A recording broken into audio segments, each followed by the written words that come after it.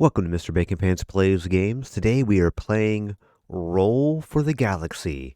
So this is, I think, I guess I would call it a sequel for Race for the Galaxy.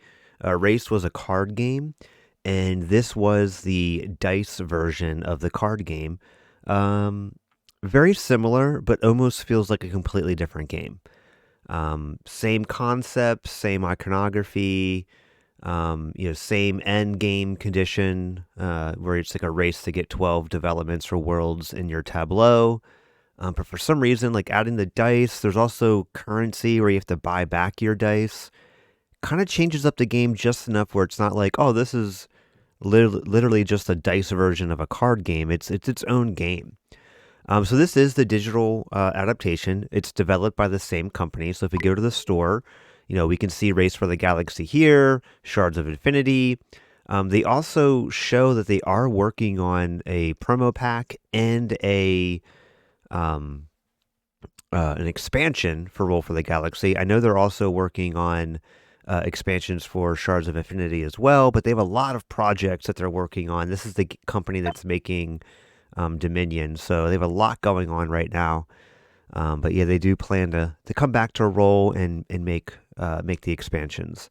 You can do single or not a single player game, but like a local game and then an online game. Again, one of my favorite things that digital adaptations do is they give you the rules. And this one also changes a little bit of the rules for the digital version. They do call those out here. Basically, when you're revealing tiles, you reveal them all at the same time, not one at a time like you do in the tabletop version. The game end conditions, it kind of does the recall phases for you. So yeah, those are some of the changes. And then the rule book is fairly decent. Kind of gives you everything you need to know to play. It's good for referencing while you play. And then, of course, you got the PDF of the rules as well. And then a good tutorial that teaches you how to play the game. But yeah, that's really it. Pretty standard for this company. All their games kind of have the same, UI UX. So it's kind of cool. This one has a colorblind mode. Not too many games do that. Right, so we're gonna not play online. We're gonna do a local game. Let's do hard AI.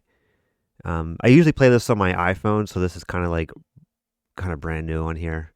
And we'll just do a 2-player game. It might ask me to do the tutorial. Let's see. Nope. Okay.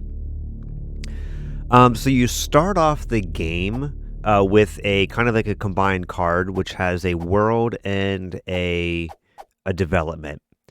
And you can basically just flip it and see. So this one is the UI. I can't point to it because if I point to it, it goes away. But yeah, this is a world. It's a production world because it has a solid circle and it creates a blue good. So this says gain a novelty die in your citizenry and when you place this world. So the dice are like your workers that you place down. And you'll see this when we get to that step. What the dice are, but they kind of control what actions you can take and how many times you can use that action. And then as you lay down cards, some of them give you dice that are a little bit better than the starting dice. This is a development, and so during the ship phase, plus $1 for each good you trade this phase. So the money is how you buy dice back. So when you use the dice, they go back to your pool.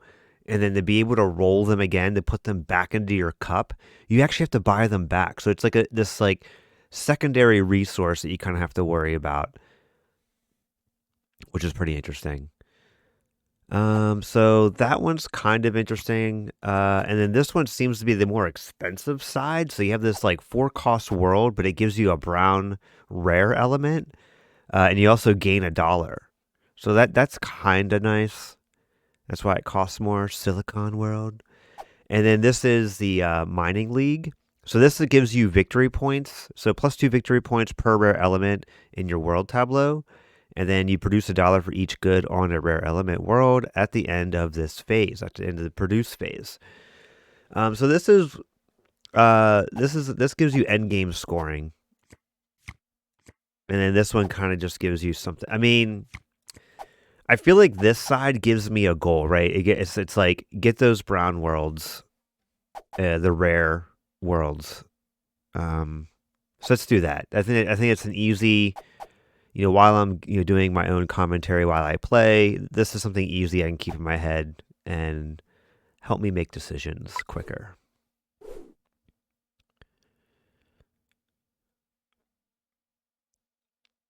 All right, so now we're doing the roll phase. So this is my pool of dice that I start with.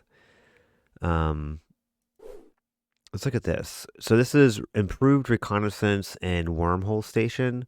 So explorer, you may place new tiles on top of your stacks when scouting. Okay, because usually you have to I think get rid of the cards. And then gain rare element die into your cup at the start of the game. Okay, and it's a production world. Okay, so this is my starting tableau. Gain a military red die into your cup at the start of the game. Okay, and what do they have? Can we look at their tableau? Yeah, there we go. So they have reassign power development required one fewer developer to complete, but no fewer than one. So that basically gives them a discount. Gain green die into your cup at the start of the game. It's not a production world though. Oh, and then this one is gain a novelty die and a military die. Interesting. All right, so that's their starting stuff. And yeah, basically it's a race to 12 developments. Whoever has the most victory points wins. Here's your credits. One thing about, so I'm playing this on my desktop, and I'm going to say it right now, and this is with all the games this company makes.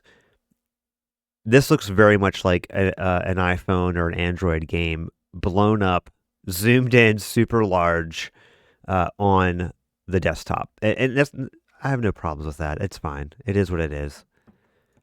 But yeah, you can tell that it's a mobile first game. All right, so let's go ahead and roll. All right, so the dice kind of dictate where you can place them, but you can also place dice kind of anywhere. So like these all have to go here. I can't really put them there. But what's interesting is that the only actions that happen. See, I can auto assign. The only actions that'll happen are the actions that the players lock in, but you can lock in with any die. Okay. So it doesn't have to be matching that symbol, but anytime but all the symbols in the pool for that action have to match, but not the one that you lock in. So it gives you a way that, like, let's say I rolled dice, but I really wanted this ship, I could do it with any die. There's also wild faces that have that it can be anything. All right, so let me remember how I can look at my developments. Like, why can't I look at my hand right now? Oh, okay, here we go. So I could build. I don't really have enough to like do anything. So I really don't think these are going to be good for me right now.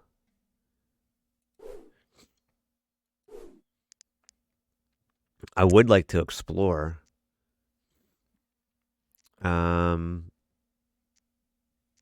So what happens when I go here is I would kind of like drop off these dice.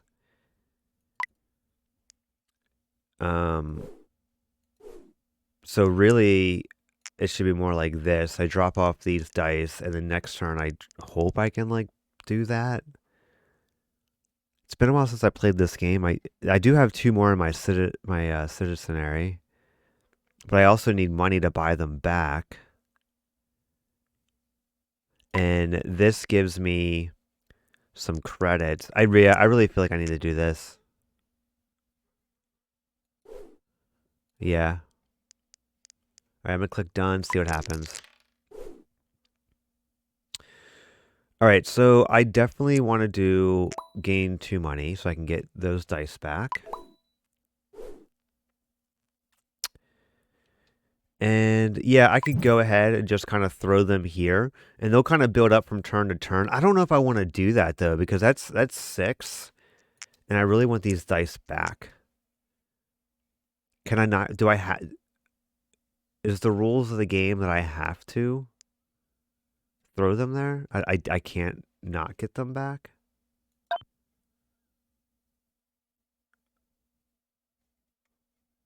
I think I can recall them anytime. Where is the recall phase?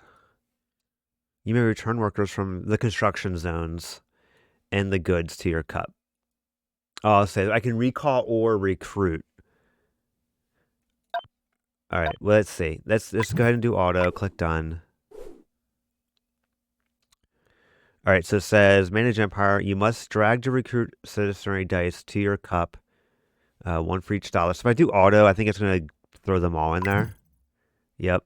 And then I could go over here and I can get these out of here. Okay, sweet. So I can do both. Great.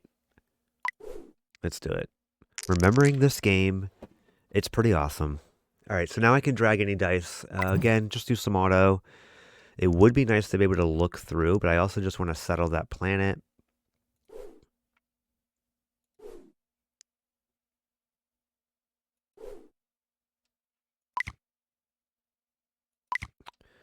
Oh yeah, there's a way that you can flip these.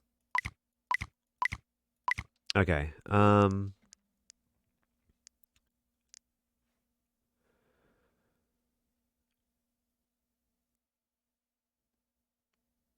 Trying to think what I should do.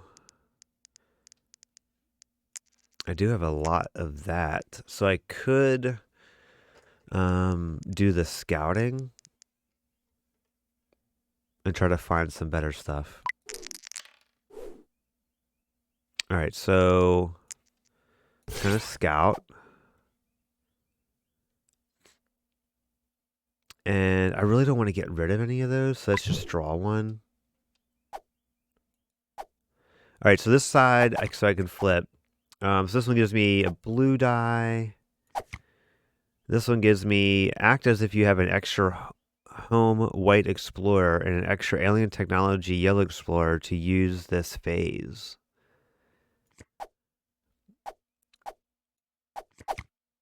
All right, I think I'm going to do Spice World because I do need to get some worlds out. What do they have? Okay, they don't have anything played yet. Okay, so click done. Then let's get some money. And then let's scout again. And I'm going to go ahead and just draw one. Plus $1 after completing each development other than this one. And then this is, yeah, let's go ahead and do that. And click done. All right, what's the next phase? Development, so I can do that. Okay. So if you played Race for the Galaxy, you can kind of see the DNA of that game in this game.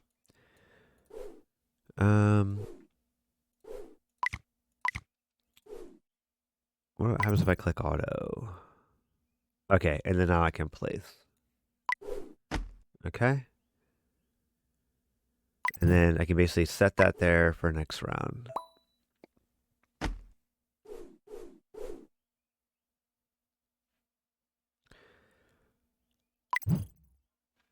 And I think I want that die back. Roll them up. Ooh, some wilds. Okay, here we go. Yeah, so why don't we place that one world? And then we'll lock this in.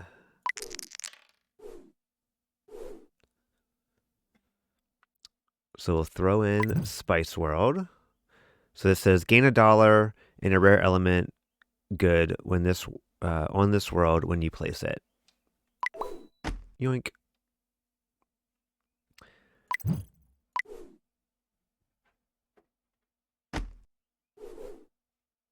All right, so obviously do some auto action. Let's go ahead and let's leave that there. Because I do have that. I could probably play that. Do I want to buy anybody back though? Can I buy them back? I guess I can't.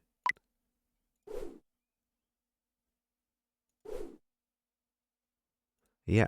Oh, because I have no money. Okay. It must have auto bought people back for me. Okay, that's kind of good. So I'll keep one there. So if they do a world, that's great. Look at that. All right, and then I'll keep that there, and then maybe I'll do that, and I'll get some money. See what happens. All right, so that sucks. They did an action that I don't have people in. I'm just gonna do it. Auto.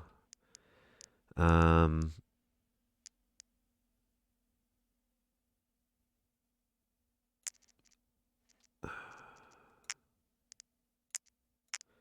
All right, let's do that.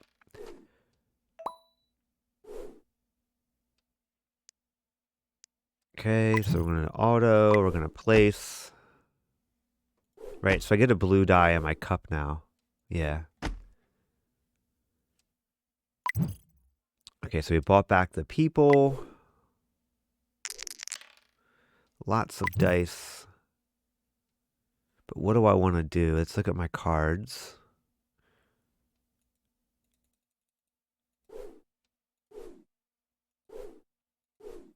I just have this.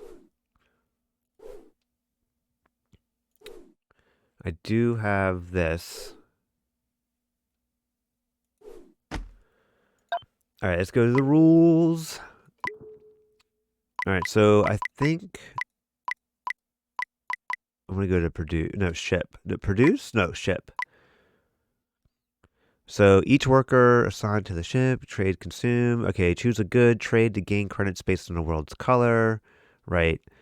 And then, okay, and then consume. Choose a good, consume it, gain 1 to 3 victory points based on the matching colors. So 1 victory point, plus 1 chip if the good's color matches its world's color, plus 1 chip if the ship color matches its world. Aha, that's right. I remember this now. Okay.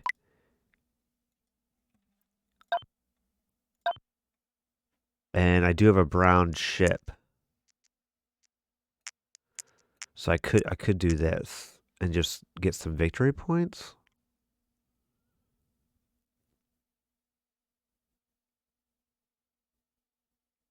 Let's do it. All right, so I definitely want to do. I kind of want to do Scout, don't I? Because I definitely want this. I definitely want to play it. Um, so then why don't we just draw one? You may reassign one home explorer any phase. And gain $1 and a jeans green good on this world when you place it.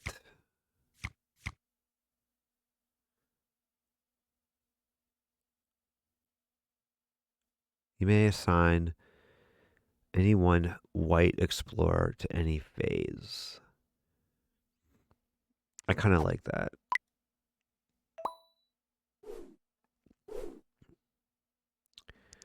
All right, and then we're going to consume. Oh, okay, I drag it here. Yeah, and we're going to consume that. So now so now I drag it. A lot of dragging in this game. This game's dragging on. All right. Done. Roll. I feel like this game's a little unforgiving. I'm probably falling a little behind if you notice. They got 1, 2, 3, 4, 5, 6. They're halfway there, and I got 1, 2, 3, 4, 5, 6. Oh, I'm halfway there. Okay. Maybe everything's gonna be okay.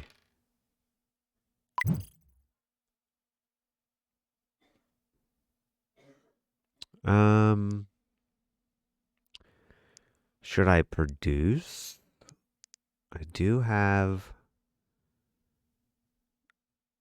I feel like I want to play that one. This guy. Because, I mean, that would give me the power to basically drop a die here. And that means, like, no matter what the computer does, like, I would be able to do something.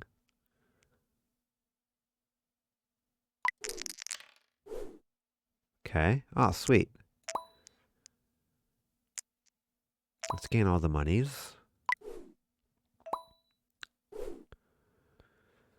It's auto assign and then place. Okay, they're placing 2. The race continues. Oh man, they're placing another one. They are winning the race currently. Look at that. So many dice. Auto.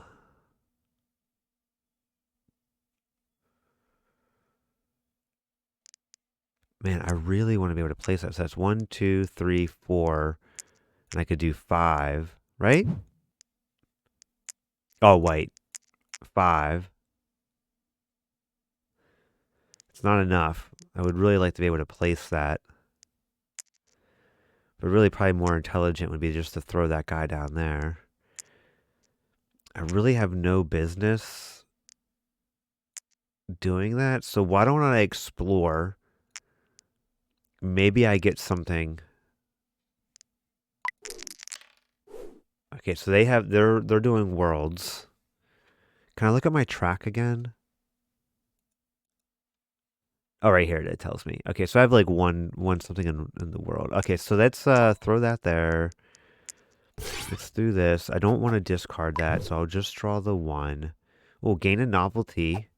Another novelty.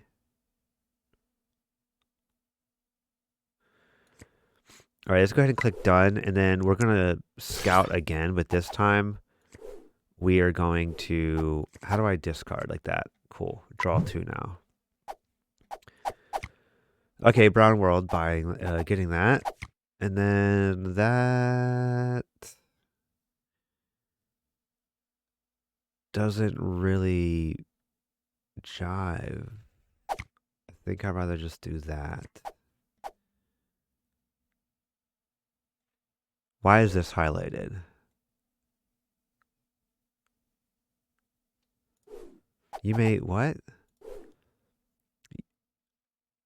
You may place new tiles on top of your stacks when scouting.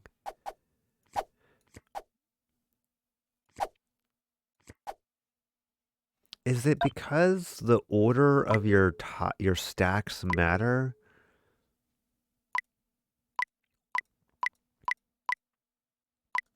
Okay. Optionally, discard any number of tiles from your construction zone. Draw n+1 new tiles and organize them into either world or development construction tiles. New tiles are placed behind existing ones. Right. Okay.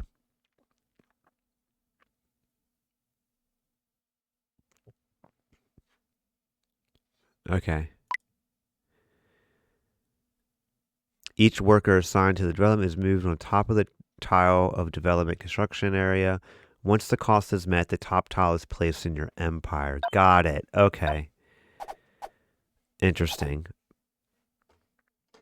So I definitely want, I think I want to do, maybe I'll do this first because I can play it and then, yeah. Okay.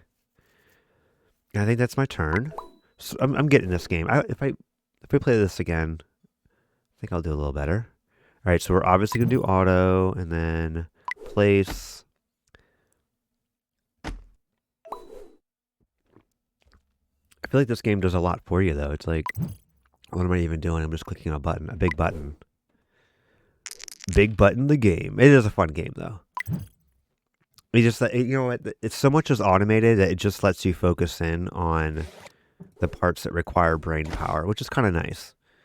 I think I'm definitely playing this one on the channel again. All right. So I'm pretty much covered no matter what the computer does. I will be able to do something good. Top pile. I really wish I could play that. But I can't. So I might have to start just kind of like letting things pile up there. I might lock that in, just let it pile up there, and then I can pretty much do whatever. I wish I could play that rare world. Well, maybe I could. Maybe I could just kind of like toss that there. They're at 20. I'm at 19, so I think I'm okay. Yeah, I'm definitely doing diversification. And I'm going to click done. All right, yeah, so that's It sucks I'm losing these dice, these like colored dice. You'd rather have them be like the home dice. And really nothing I can do with those, but I might keep those there. Let me just see how many dice I have. I'll get one back. Excuse me. All right, not really what I wanted. Oh yeah, but I could reassign. I could reassign and lock in.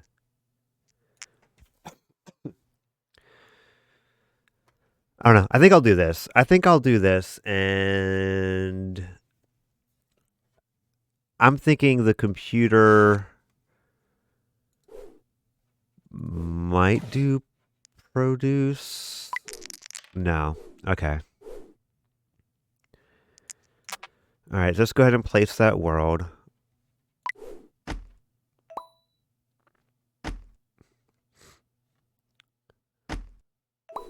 Oh, game's over. All right, well, you know what? We didn't do too bad. I mean, that's why this game is fast. It's called Race for the Galaxy for a reason. But yeah, I mean, I didn't do too bad. Let's kind of look at what's going on here. So yeah, they kind of played a lot of cheap stuff. That's normally my strategy, is just to play like, oh, okay, just kind of race out a lot of cheap things to get to the end as fast as possible. It's kind of like what they did. My tableau, was a little bit expensive. I think I was a little slow. It took me a little while to kind of get the hang of the dice management. And I wasn't really building a decent engine. Let's see how many things added dice to their pool. Yeah, so this was gain 2 dice. They kind of started out with basically 3 more dice or 1 more die than me. And then this one looks like, yeah, gain a die, gain a die, gain a die. And then remove any 1 die and then gain these dice. So they're basically upgrading their home dice, probably. And then here's another one, gaining a die. Yes, they definitely, yeah, I mean, look at their dice pool and look at my dice pool. I wasn't spending enough time like upgrading this. I don't think I really had enough cards, but I also feel like I wasn't aggressively doing the explore action. And I feel like, that was kind of limiting my choices. I think just like Race for the Galaxy, you really want to be cycling through your cards. Like if it's not going to immediately benefit you in like 1 to 2 turns max, like you really should probably just get rid of it and move on. I think also I wasn't letting things kind of build up in these areas. So it was like I had to basically like get all those 6 explorer or all those 6 workers in 1 turn instead of letting them kind of like stack up. Like, oh, it's just the homeworld one. Let's just let that sit there. Um, I don't think I was too hard up on money. I only ever had like 1 or 2 dice kind of left back in the citizenary, but interesting game. Like I said, I hope you can see that it feels very, very different from Race, like in gameplay, but it's very similar, right? You have developments, you have worlds, you're trading goods, you're taking simultaneous action selection, and then you're revealing those selections, and it's like you're trying to anticipate what the computer will do. So you want to make sure you have dice kind of everywhere, but you also want to make your choices very powerful. So you want to load up dice on those. So that's there, right? I feel like it's like taking the Race for the Galaxy mechanics and building a new game around it, kind of like how Ascension and Hero Realms took deck building from Dominion and kind of built a unique experience around it. I feel like this is taking that Race. There's actually another game that kind of does this same type of like action selection game, and my brain can't think of it right now. But it's a game that kind of came out the same time as Race. It's a little bit simpler. Um, so like Race is kind of like that, a little bit more hard, like a harder version of that game. It's like a Spanish city. It's gonna bother me. I'm sorry, I can't think of the name. Um, but yeah, and then this is the dice version. But again, it feels really different, but like recognizable. I really do like it. I think the digital implementation is very nice. It plays really fast because a lot of the game can be automated just because of how the game's designed. But I actually kind of like that because it lets you, if I wasn't talking the whole time or trying to be interesting and entertaining the whole time, I probably could have played better because the automation just lets you really focus in on those points of the game where you really do need to make those decisions and really think. And it kind of automates all of the, you know, fiddly bits away. So when you're playing this in real life, you're the one moving the dice around and then being like, okay, I got to buy these back. In this game, it's like, okay, we'll take care of that for you, but just worry about the parts that you have to think about. So I really do like the digital adaptation of this game. Um, this is one game that I probably would want to buy the physical version, just because I love dice and just thinking about the tactile feel of those dice in that cup, and you're like shaking the cup and you're like throwing the dice out, really is calling me. Um, but it's just one of those games. Race for the Galaxy is a game that you really can't bring to the table that much unless you're playing with people that like this kind of game. And I find that a lot of new players get frustrated with Race for the Galaxy because a better player will win most of the time and end the game. Just kind of how the computer did to me. Like right when I was like, okay, I understand how to play this game. I understand what's going on. Oh, game's over. Oh, okay. I mean, it is fast enough that you can just immediately play again. But I think sometimes that kind of it gets a little bit gets frustrating because even if you did play again, the better player is going to be able to race out that ending way quicker than someone new. And I think that it's going to take a lot of games, a lot of frustration. So you really have to love this style of game. I think the dice might make that the hit a little less because like at least you're playing with dice and people love playing with dice, so like maybe they'll still enjoy it no matter what. But anyway, this is Roll for the Galaxy. I think I am going to play this again on the channel. I don't think I'm going to make it a long series or anything like that, but I definitely want to try to redeem myself and at least post up a video where I beat the hard AI. But anyway, thank you all for listening. Like and subscribe, and I'll see you next time.